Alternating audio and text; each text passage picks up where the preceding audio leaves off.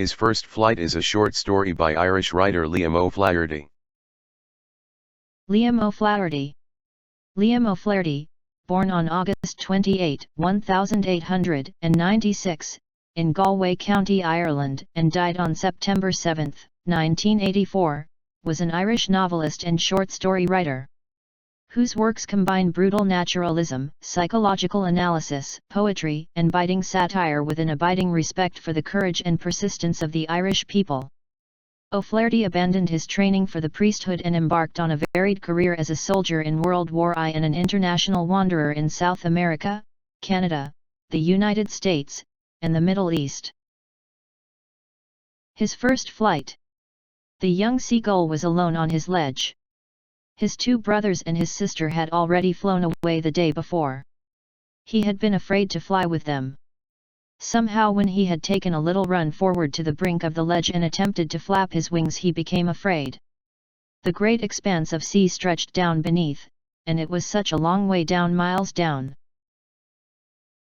He felt certain that his wings would never support him, so he bent his head and ran away back to the little hole under the ledge where he slept at night.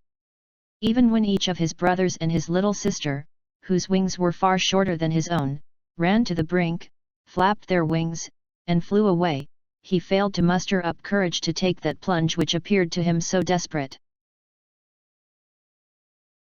His father and mother had come around calling to him shrilly, scolding him, threatening to let him starve on his ledge, unless he flew away. But for the life of him he could not move. That was 24 hours ago. Since then nobody had come near him. The day before, all day long, he had watched his parents flying about with his brothers and sister, perfecting them in the art of flight, teaching them how to skim the waves and how to dive for fish. He had, in fact, seen his older brother catch his first herring and devour it, standing on a rock, while his parents circled around raising a proud cackle. And all the morning the whole family had walked about on the big plateau midway down the opposite cliff, laughing at his cowardice. The sun was now ascending the sky, blazing warmly on his ledge that faced south.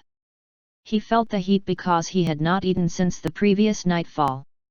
Then he had found a dried piece of mackerel's tail at the far end of his ledge. Now there was not a single scrap of food left. He had searched every inch, rooting among the rough, dirt-caked straw nest where he and his brothers and sister had been hatched.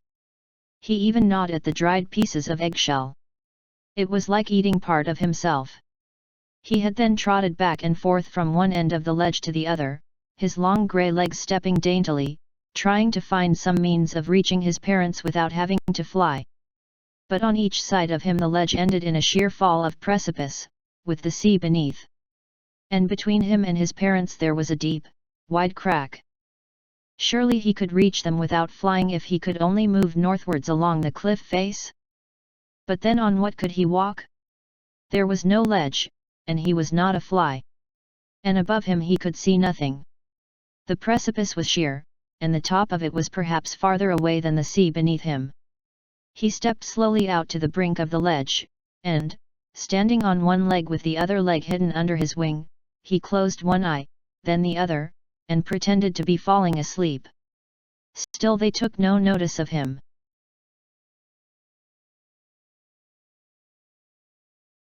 He saw his two brothers and his sister lying on the plateau dozing, with their heads sunk into their necks. His father was preening the feathers on his white back. Only his mother was looking at him. She was standing on a little high hump on the plateau, her white breast thrust forward. Now and again she tore at a piece of fish that lay at her feet, and then scraped each side of her beak on the rock. The sight of the food maddened him.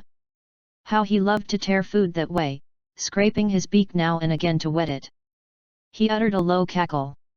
His mother cackled too, and looked at him. "Gah gah gah!" he cried, begging her to bring him over some food. "Gollo Allah!" she screamed back mockingly. But he kept calling plaintively, and after a minute or so he uttered a joyful scream. His mother had picked up a piece of the fish and was flying across to him with it. He leaned out eagerly, tapping the rock with his feet, trying to get nearer to her as she flew across.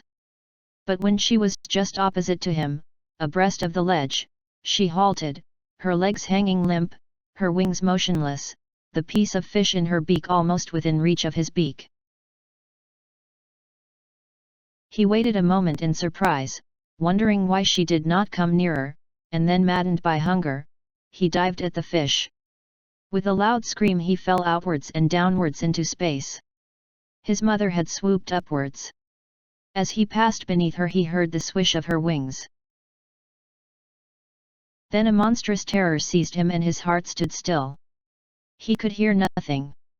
But it only lasted a moment. The next moment he felt his wings spread outwards. The wind rushed against his breast feathers, then under his stomach and against his wings. He could feel the tips of his wings cutting through the air.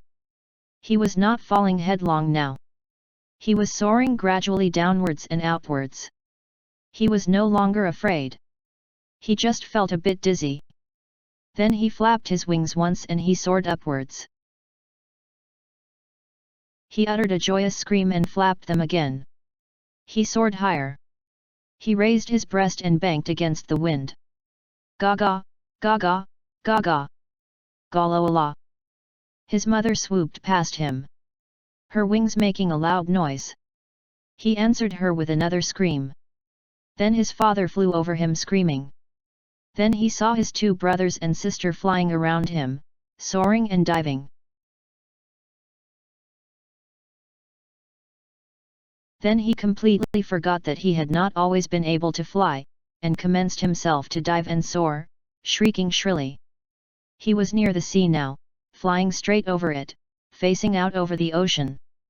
He saw a vast green sea beneath him, with little ridges moving over it, and he turned his beak sideways and crowed amusedly. His parents and his brothers and sister had landed on this green floor in front of him. They were beckoning to him, calling shrilly. He dropped his legs to stand on the green sea. His legs sank into it. He screamed with fright and attempted to rise again, flapping his wings. But he was tired and weak with hunger and he could not rise, exhausted by the strange exercise. His feet sank into the green sea, and then his belly touched it and he sank no farther. He was floating on it. And around him his family was screaming, praising him, and their beaks were offering him scraps of dogfish. He had made his first flight. The young seagull. The young seagull is a symbol of every youngster who has the potential but dare not to dream big. Though he had the inborn ability to fly, he would not fly. He lacked the confidence to make his first flight. He thought that the fall would kill him. His parents tried every method to make him fly. Neither encouragements, scolding or threats made him make the attempt. It was necessity, hunger, the coaxing of his mother, a bit of deceit by the parents that made his achieve his potential.